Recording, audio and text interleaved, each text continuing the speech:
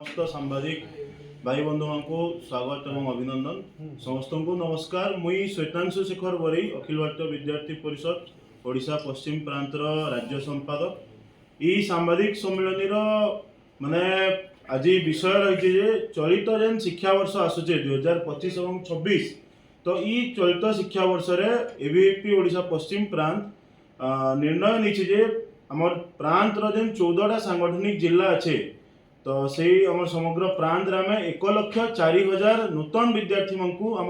सदस्यता अभियान माध्यम आम शिक्षा वर्ष जोड़मु।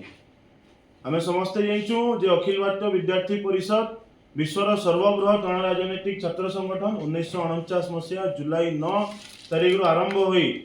देश आवश्यकता अनुजाई एवं छात्र मानकर समस्यार समाधान करी अनवरत राष्ट्रहित कार्यरत अच्छे। से भाव में आम निजकू जेन विश्वर सर्वबृहत छात्र संगठन बोली कहुसी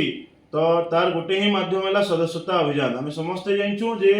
कॉलेज कैंपस रे प्रति वर्ष नूतन विद्यार्थी आसन एवं प्रति वर्ष किसी विद्यार्थी पाठ पढ़ा सारिक कैंपस रु बाहर के जासन तो से लगी अखिल भारतीय विद्यार्थी परिषद प्रति वर्ष तार सदस्यता अभियान के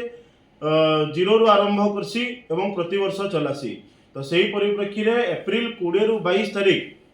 यही वर्ष एप्रिल 20 रु 22 तारीख झारसुगुड़ा जिले में आमर राज्यर समीक्षा और योजना बैठक होता तो से निर्णय होता जे जून 23 तारीख रु चलित वर्ष एबीवीपी ओडिशा पश्चिम प्रांत रे सदस्यता अभियान हवा। और सदस्यता अभियान रे बलांगीर जिला 13,000 नूतन विद्यार्थी मानकू विद्यार्थी परिषद लक्ष्य आदर्श सहित जोड़वा एवं बलांगीर जिलार 14टा जेन ब्लॉक अच्छे 14टा जाक ब्लॉक रे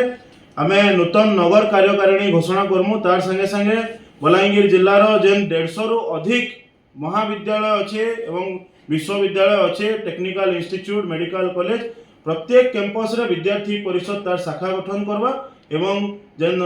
सरकार ए वर्ष छात्र संसद निर्वाचन लगे जेन पॉजिटिव मंतव्य रखुचन तो से परिप्रेक्षी में विद्यार्थी परिषद ओडिशा पश्चिम प्रांत संपूर्ण रूप छात्र संसद निर्वाचन लड़वार लगे प्रस्तुत अच्छे एवं प्रत्येक कॉलेज रे से चाहे राजेंद्र यूनिवर्सिटी हो लुइसिंघा कॉलेज हो बलांगीर कॉलेज हो बलांगीर वोमेन्स कॉलेज हो